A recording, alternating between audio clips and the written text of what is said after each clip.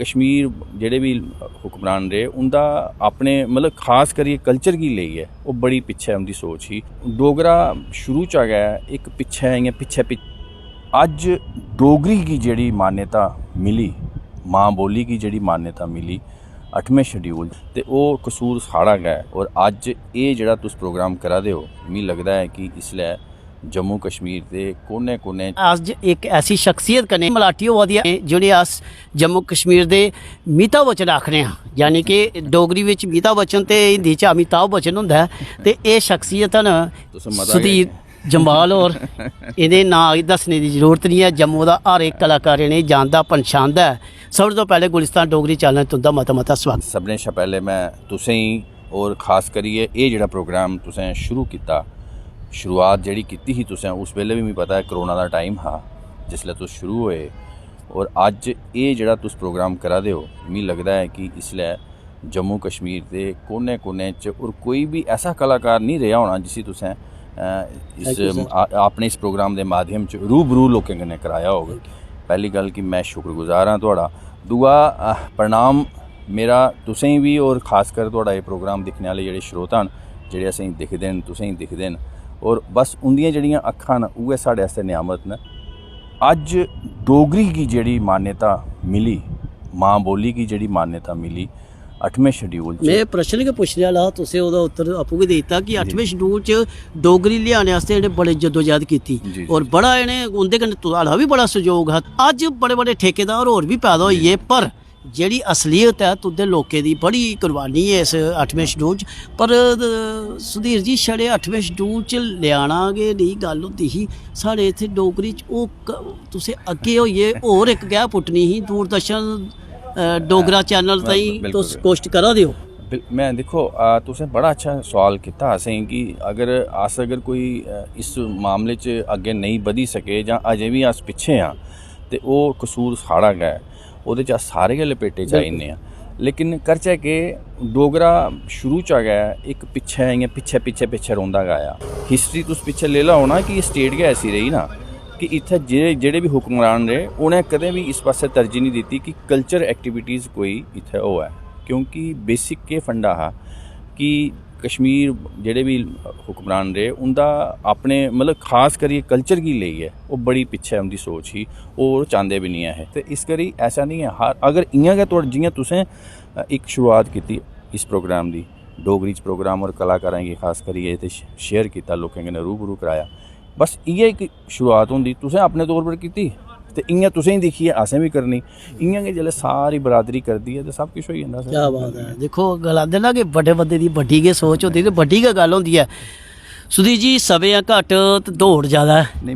बिल्कुल मैं एक चीज़ तुसें जेह्ड़े महान शख्सियत जिस प्रोग्राम च अज्ज असें भी थुआढ़े कन्नै खास करियै मेरे ख्याल 5-7 साल जित्थै कोरोना दे बाद मिले अस ते बड़ी खुशी होई। लेकिन एह् मोहन सिंह होर जेह्ड़े मेरे गुरु भी हैन इंदी एक थोड़ी जेही मैं पेश करांगा।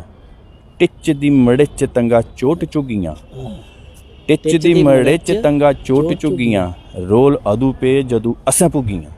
बस डोगरें कन्नै इ'यै होया। क्या बात है। दिक्खो अरे गल करदे कि कलाकार हमेशा अपनी कलाकारी दी जि'यां में हर प्रोग्राम च सुधीर जी आखड़ा कि अग्गा लाइयै पत्थर मारियै ते सरकार दी जेह्ड़ी प्रापर्टी उसी फूकियै जरूरी नहीं एजीटेशन होंदी। एजीटेशन तुहाड़ी जेह्ड़ा टुच्चा दित्ता तुसें, तुहाड़े पैन, तुहाड़ी कलम, तुहाड़ा ब्रश जेह्ड़ा पेंटिंग आह्ला होंदा ते तुहाड़ी जेह्ड़े मूंह कन्नै कटाक्ष एह्दे कोला बड्डी होर एजीटेशन कोई नहीं। बिल्कुल बिल्कुल मैं तुस बहुत बड्डी गल कीती। लेकिन मैं फिर आखना कि शम्मी दमीर जी असें फिर कुछ नहीं कीता। इन्हें दिक्खो इंदा तुस जानदे हो एह् साढ़ा एह् सुंदर है जेह्ड़ा ना एह् भी लिशकाए दा इ'नें गै। अगर असें लोग पसंद करदे ते इंदी बदौलत करदे हे। दिक्खो आर्टिस्टिक शुरू तो रेह्, आर्टिस्टिक कॉमेडियन बहुत अच्छे न, लोकें स्हेई मारना न। लेकिन दिक्खो मैं फिर थोड़ा जिहा पिच्छे होई गेआ, होर भी साढ़े बड़े सारे लेकिन इन्हें अपना ओह् नहीं छोड़ेआ। उस प्रोफैशन गी कन्नै एह् जेह्ड़े प्रोग्रामर बने एह् मेरे आस्तै इन्नी बड्डी गल्ल है। अज्ज असेंगी फकर होंदा कि आर्टिस्ट दौड़दे पिच्छे शम्मी आए दे न, शम्मी होर चलो असें भी कोई शक्ल लब्भी जाग साढ़ी भी प्रोग्राम ते एह् इंदे एफर्ट्स न, इंदा कंट्रीब्यूट है। और जो एह् करा दे ना शायद मैं सपना गै दिक्खेआ होग लेकिन इन्हें पूरा कीता।